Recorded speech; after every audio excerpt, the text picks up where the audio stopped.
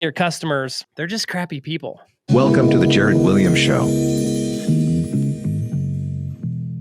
Oh, hey, Joel, what's up? Jared. Oh, man, you got that quick. Jeez. Oh, I saw a little counter pop up on the screen. I was like, I ain't letting him get this one. Nope, not this one. You're going to be the alpha today. Nope. Today is not the day. Yeah, what's going on, dude? Ask you first. Oh, okay. I got a new shirt. I see that. Actually, I've had this shirt for a long time. I just decided to wear it today. Was it like podcast day? Got to put on your fancy shirt? Yeah, totally. No. I think I'm going to start a new style. I'm going to try and dress a little nicer. I'm going to dress to impress. See if that helps me out at all. Why do you need to be helped out?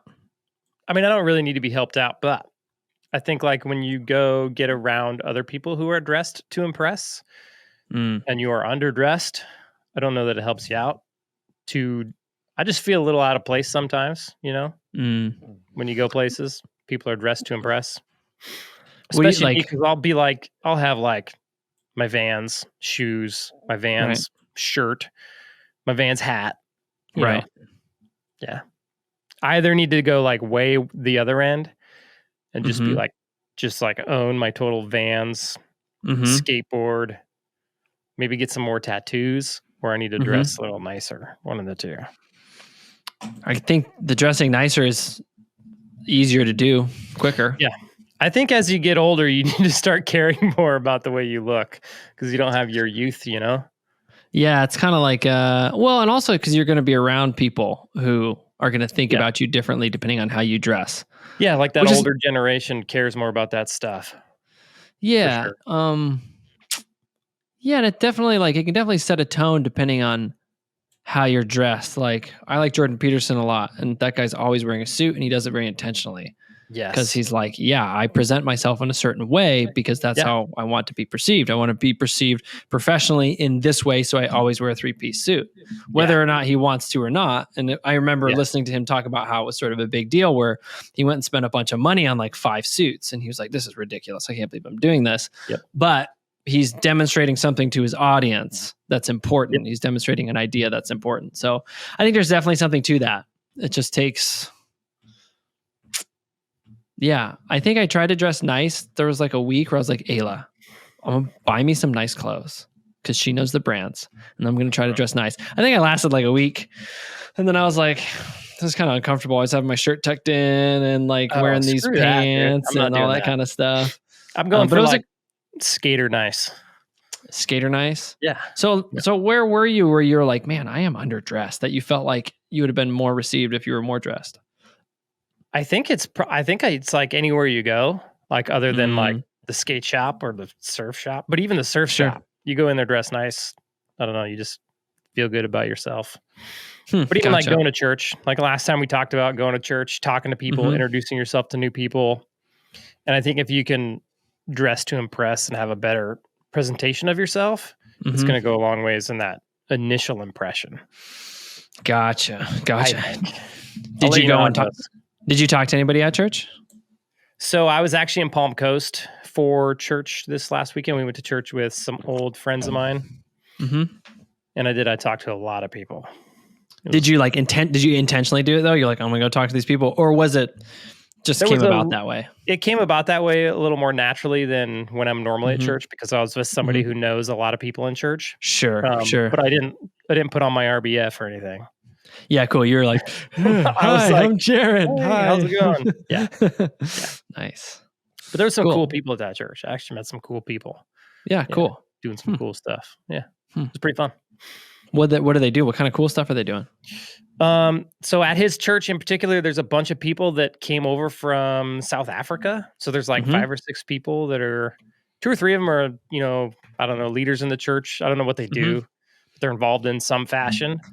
I know one of the guys and his wife, he plays guitar for worship and junk. Yeah, they're just cool to talk to because they got an accent and they're doing, different stuff. Like the one guy that played guitar, he was telling me about surfing over there on Flagler Beach and how much fun it is. And we got to talk and found out I was from Alaska.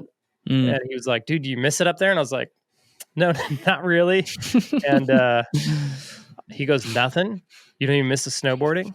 And I had like my Volcom socks on and my Vans shoes on. And I was like, I do miss the snowboarding. You got me there. Yeah. And he was telling me about how he just went snowboarding in South Carolina. And I was like, in South Carolina, it's like flat there. He goes, no, there's a cool little hill there. So that was cool. Little hill. About that kind of stuff. Yeah.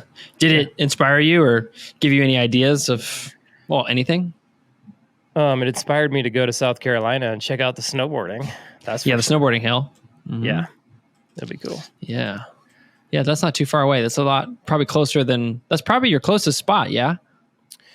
That's pretty close. Yeah. South Carolina is not too far away. Like we could drive there and like we were almost there. You know, we were east coast of Florida, so just hopping a skip over Georgia, probably another 3 hours.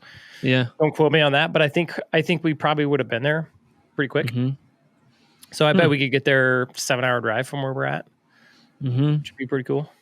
Yeah, we're definitely excited to get down there because you know it, when you move down to the States, suddenly the States are actually a thing that you can go to without being like, well, we got to plan a trip to go places. Like you kind of can, but then you kind of got to be careful because like I just went to Seattle. It took me longer to get to Seattle from here than from when I lived in Fairbanks. Yeah, but that makes sense because Seattle, it's like, and the distance where you in Seattle are is probably like similar to Fairbanks in Seattle. Yeah. And so I don't want to go to Seattle very often either. So no, I've spent most of my life either in Alaska or Central West Coast. So yeah, I've been to those places. So getting onto the East Coast is like, oh yeah, we can go to Georgia. That's interesting. Never been there. Yeah, it'll be cool to check out some new stuff. It'll be fun. Yeah. We're excited. Yeah. So we should talk about grumpy customers today. Man, you ain't never had any of those, right? The grumpies. Your grumpos. Thing is you're gonna have them. Like, it doesn't matter how cheap you are, how expensive you are, how awesome you are, how much you suck. No matter what, you're gonna have grumpy customers. You're gonna have. Hopefully, you can have mostly happy customers, but you're gonna have grumpy. Like, I think it's like 2%. 2% of your customers are just. I feel bad saying this, but sorry, I got to readjust. I feel bad saying this, but like 2% of your customers, they're just crappy people. Like as bad as that sounds, it's totally true. Oh yeah, there we go. I got to get a sweet spot. I got to get my arm up here. Yeah. Now it's business time, so you got to get all ready. It's business. Anyway, I feel bad saying it, but the fact of the matter is 2% of your customers, I say crappy people because they're the kind of people that will agree to have work done and then file a chargeback on your credit card, right? So and it's just like dishonest, okay? Sure. And then mixed in that 2%, you also have the people that are just want to complain about something. Like they're you literally can't make them happy, right? They're gonna complain about something. Like you provide them with this perfect service, you fix their problem and more, and you go above and beyond in your business to help them out, and then they're mad about the price. But if you were to keep the cost low and provide them with an okay service, then they'd be pissed about the service. So they're kind of customer, like no matter who they hire, they're just not going to be happy. Yeah, they're just kind of mad at something other than you and the service you provided. But you are like the most tangible outlet that they can use to, I don't know, exercise that frustration. Yeah. And so you just have to learn how to deal with those customers. Yeah. Do you think it helps knowing, like going into it with a mindset like you're going to get these customers? Do you think that's helpful? Definitely. Yeah. I definitely think so. Because you're 100% going to get those customers. Yeah. It's just part of life. So then it becomes a question of like, not just am I going to get them, but how do I deal with them? Right? Because you need to deal with them in a manner that's not going to explode. Like you're not going to make it worse. And then you want to ultimately make your business look good. Right. in the light of your other customers, right? Yeah, because you're not just speaking to the grumpy customers. You're essentially speaking to all your customers. Like you should imagine that everybody's listening in on this conversation. Yeah. Yeah. And it's super easy when you get a customer that is not happy with your service, especially as the like owner. Even for my general manager, it's easy to get emotional about it and want to like stand up for what's right, because that person's in the wrong. And so it's easy to be like, no, that's not right. I'm gonna stand my ground because I want, justice or whatever. Yeah. But that's a bad position to take. You really got to learn to detach the emotions from it and just go at it from a logical standpoint of, okay, what's going to be best for my business long term, right? Right. Yeah. So like if somebody calls, like they're either going to do one of two things. They're going to call because they're mad. They're going to email because they're mad, or they're going to go on Google because they're mad, right? They could show up too. Or they're going to show up to your office because they're mad, right? And so if you can be good at like bringing the situation down to a calm, having a good discussion with the customer, then you're going to be way better off rather than getting emotional and the conversation getting angry or anything like that. If you can maintain professional, non-emotional discussions, you're going to have a much better time. And then I would just, if anybody, like I always tell my guys, if we get anybody complaining about anything other than the cost of the service, we need to go back there and we need to fix or make right whatever it was that they're complaining about. I don't care what it is, right? If they think we broke something, we go back and fix it. If they think we didn't do something right, we go back and do it right. If it's anything but the price, we fix it. Because that's just the kind of company that we've built. We've built a company that is very high dollar, but we want to be known as good service. So we have to provide on that good service. We have to continually offer that good service. Does that make sense? It does, because you want to. I mean, you're going to just win the customer that way because they don't really expect you to come back. Like they're calling you and they're mad about whatever you broke or you didn't break. And so they're telling you and they're not really expecting you to show up. But when you show up and you don't engage with them, like you don't take it personally. Like I think it's so important to not take these things personally and to just view them as objectively as possible and go, oh man, I'm sorry that I must have broken your dryer while I was fixing something. I'll be right over. And you show up and you're like, and in your head, you're like, I did not break this dryer. But you're like, all right, well, let's see what I can do here and we can do this for you. And like that customer is going to look at you different and you're going to stand out because you actually did the thing that they didn't expect. Totally. And then that customer is going to hire you for more work and they're going to tell their friends to hire you for more work. We actually did that. We had a guy, he stepped on somebody's dryer and the customer, I was still managing the day-to-day at that point in time. And the customer messaged me on Facebook. Found me as the business owner. So I messaged him back right away. I was like, dude, we'll pay for a new dryer. We'll come install it. Don't worry about it. We got you. Right.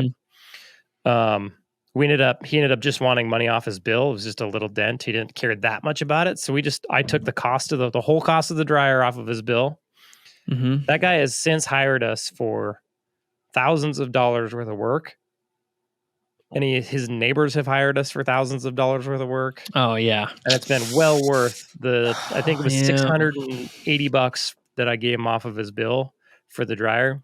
Well worth it. Yeah, man.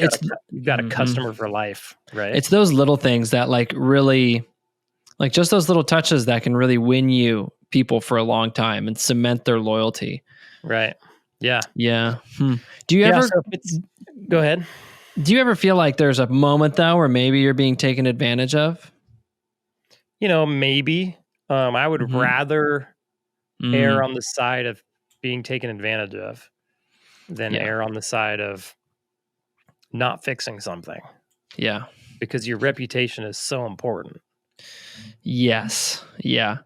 Back at my last job, we always had a problem with that because, we would move freight all across Alaska. And so people would always be calling up like, hey, you damaged my stuff. And like, we had a certain policy that we would follow, like, okay, send it back in. We'll take a look at it and then we'll replace it.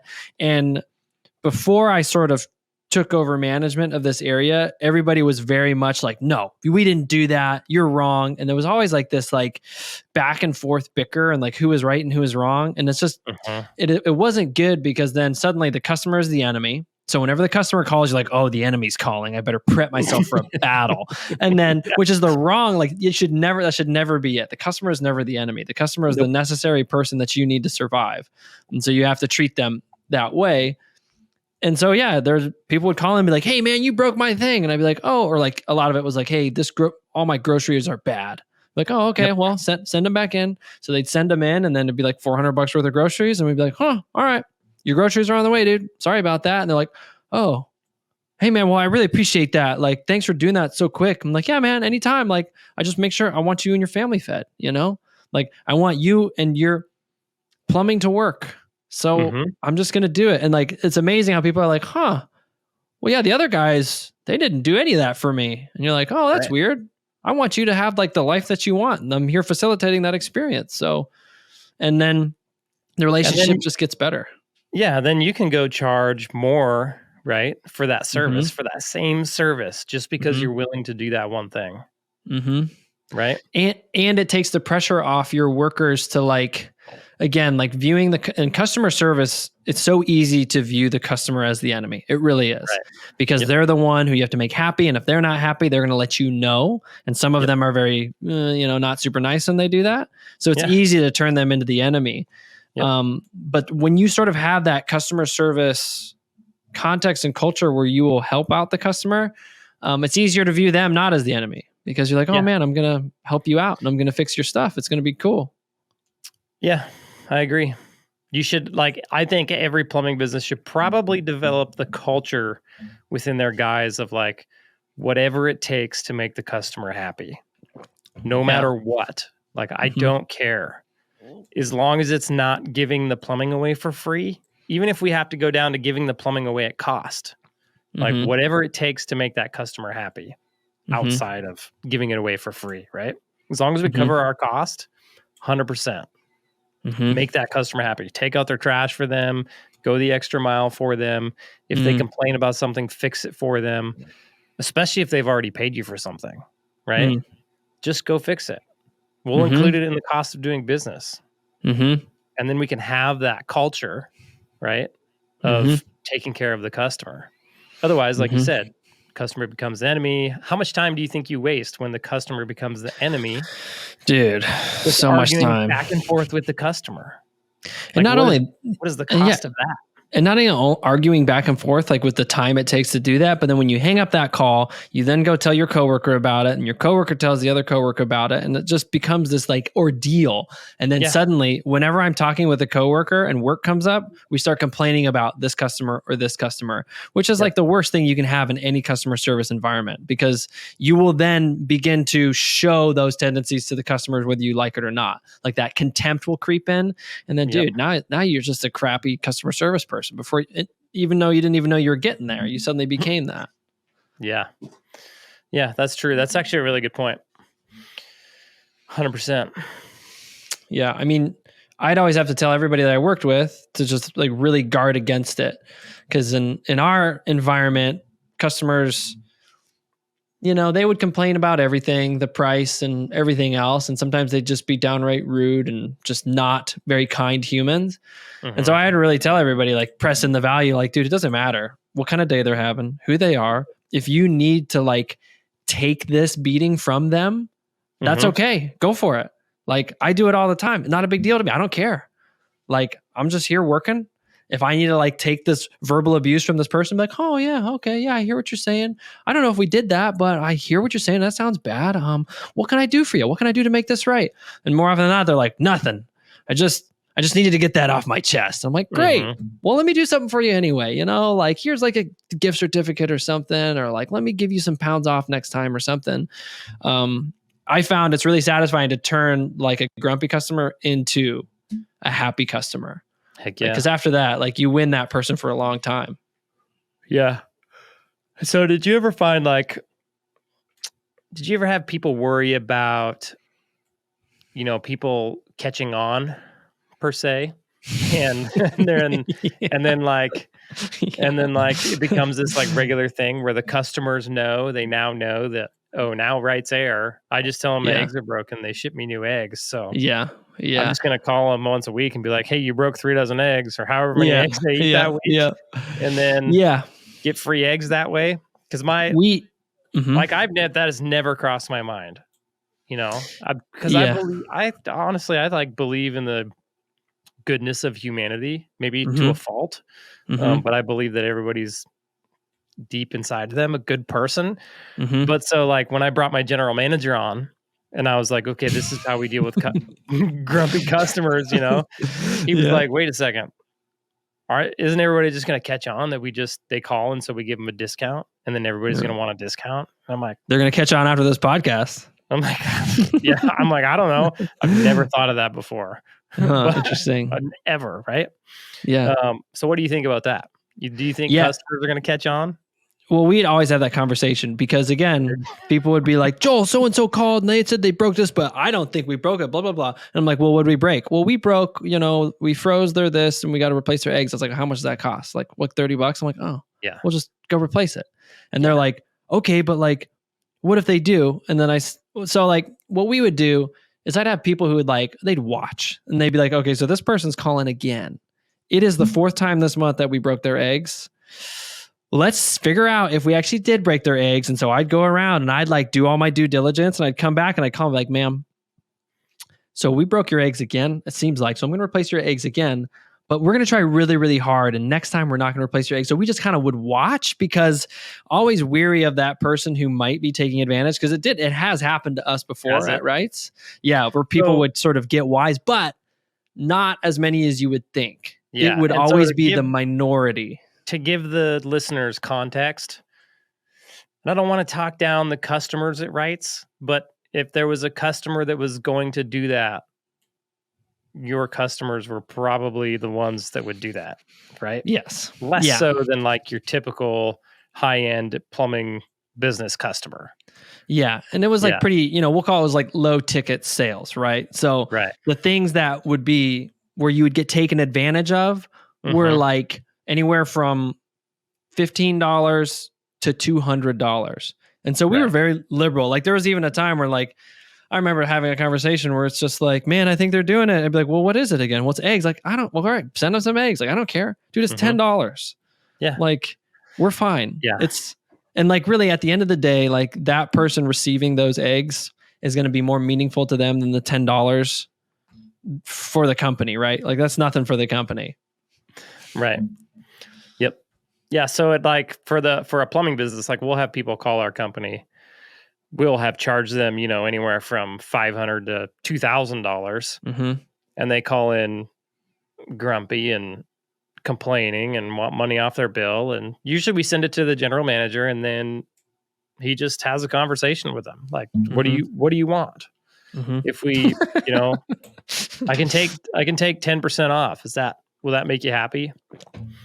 And then usually that does the trick. 10, 15, 20% off. And it doesn't really matter, right? It's better to just give them some money back. Even if you give them 50% off, you got some money out of the deal. They're not mad anymore. And then you guys can go separate ways, right? At that point. Yeah. But to try and sit there and argue with them and be like, no, you owe us that money. Or no, this is our money. We provided you with a service. They're just going to get mad, right? And then go on Google and write you a 1-star review. And then you're going to have to respond to that in a certain way. Right. So if you can nip it in the butt, even if you got to give them half their money back, or even if you got to give them all their money back, and avoid that 1-star review, then you're better off. Yeah, I think I've read those reviews too, where people are they'll give a 5-star and they'll be like, this company did this and I thought it was this, but then they came back and they did all this for me. Right. So I'll give them a 5. I've seen those reviews before. Yeah. And you'll still have those people that you're going to give them their money back or half their money back or 10% off or whatever. and they're still going to go on Google and write you a 1-star review. Yeah. Unfortunately. That's how it is. But it's just how it that's is. that 2%, right? So then it just becomes a matter of like how you respond to those 1-star reviews on Google to make, usually if they're like really angry and they go get on Google and they're writing you a 1-star review and they're super mad, they usually sound kind of crazy to begin with, right? You know what I mean? Like you go read those reviews and you're like, man, these people are kind of crazy. So then the way you respond to that makes a big difference on how the potential customer that's reading it makes a big difference on like their view of it. Right. Yep.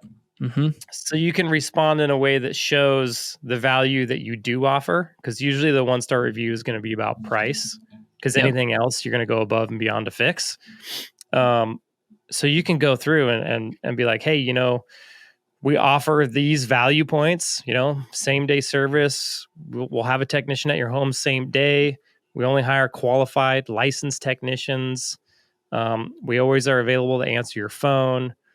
We have high quality work with a really good warranty, and all that comes at a cost. I'm sorry you weren't happy with the service because of the cost, right?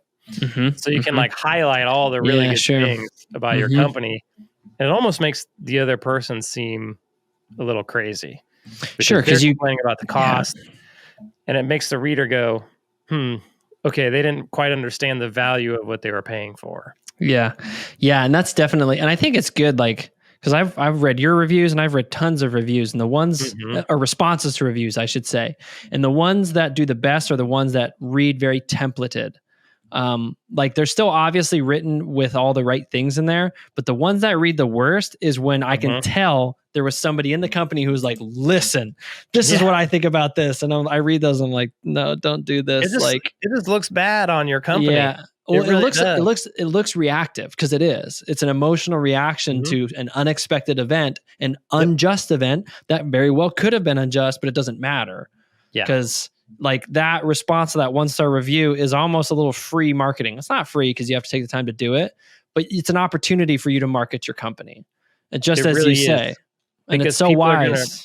People are going to read that, right? And they're going to go, okay, they're a little more expensive, but they offer all these other value points.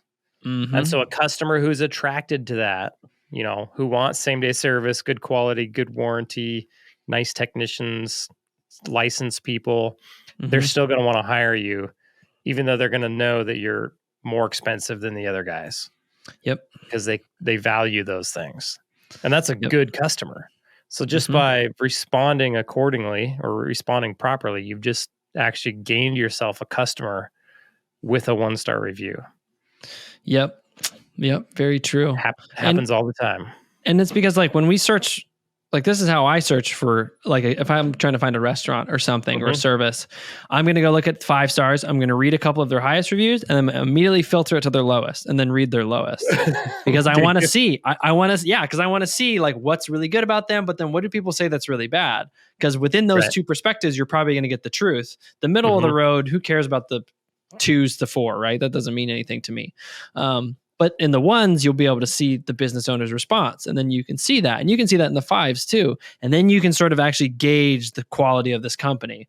Because if I see a 1-star crazy review and then the business owner goes crazy on the response, then I'm like, oh man, I don't know about this. Like this isn't quite consistent. The way you said that is key. Then you can gauge the quality of this company, right? Yes. You're not going on Google to see if somebody's more expensive or cheaper than the other guy. You personally, right? And there's tons of customers out there like this. You're going on Google to see who has the best quality, right? Yeah. You're going, like if you were looking for a plumbing company, you would go read the 1 stars and the 5 stars. If all the 5 stars were like, this is the best company on the planet, they do quality work. They have quality technicians. They get here really fast. They always take care of me. They always answer their phone. So you saw a bunch of those. And then you saw a few 1-star reviews of these guys are so expensive, it's ridiculous. And then the owner going, hey, I know we're expensive. I'm sorry, but we offer all this value. Right. You would be like, these guys are really good quality. I'm going to hire them. Because you'd be like, huh. Yeah. You're not looking for the cheapest. You're looking for the quality. because you want a And what's quality kind product in the end. Yeah. And what's kind of funny is if I didn't see any, these guys are really expensive, I would be like, Mhm. well, how are they so quality? Like, how do they achieve all this and not being expensive? Like, I'd be like, Yeah. I'd be sniffing for like the upsells and stuff at that point because I'm like, okay, there's something weird for a company to be able to get these 5-star reviews that say all this stuff and then these 1-stars that have no price objection. I'd be like, Yeah. there's something in here that's weird just because you Yeah. can't have all those perfect things. It doesn't work. Those things don't exist. Yeah, I think somebody did a study, like, if your company has all 5-star reviews, like a bunch of them, hundreds of them, and they're all 5 Mhm. stars, and you don't have any 1 stars, Mhm. it seems fishy, right? Sure. The customer doesn't trust it all the way, Yeah, which well, makes because total there's nothing sense. there's nothing that's perfect, right? And so like when you Right. see like, oh, we have 400 5-star reviews, I'm like, okay, well, how many 1-stars are you not showing me? And like, Exactly. and why are you the type of person who doesn't feel comfortable showing me a 1-star? Mhm. Like, so yeah, it's tricky, but Yeah. 1-stars happen and how They we happen. respond to them, They happen, and you need to respond to them in a manner that makes you look good. Yep. Yep. So if anybody is curious how to respond to their 1-star reviews, they can go to they can look up Prospector Plumbing and Heating in Fairbanks, and they can go look at our 1-stars and see Mhm. how we respond to them and learn that way. Mhm. Yeah. Yeah, sounds good. Some practical advice. Yeah, man. Cool, dude. Well, thanks. See you next time. Later, Holmes. See ya. Hey guys, if you liked that episode and you want to see more content like that, I picked out a special episode just for you. All you got to do is click right here. Go ahead and do it. Just click right there.